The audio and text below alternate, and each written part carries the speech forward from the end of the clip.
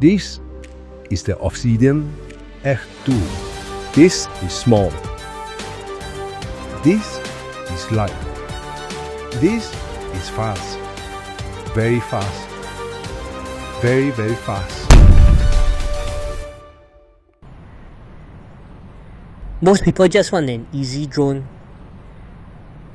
and get out of flying straight away. Thought they can learn acro flying.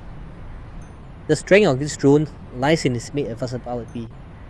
And good thing, it comes with tanker mode, altitude mode, and position or mode for someone like me. You don't really need to fly it just in manual mode, but also in GPS code. This is the F2. Now the reality is, the line is being drawn at 250 grams. Everywhere you go, drones above 250 face increasing restrictions. That is why we designed this drone. We want a sub-250 drone that could fly longer, push further, move faster, just as any bigger drones. F2 is our answer for the future.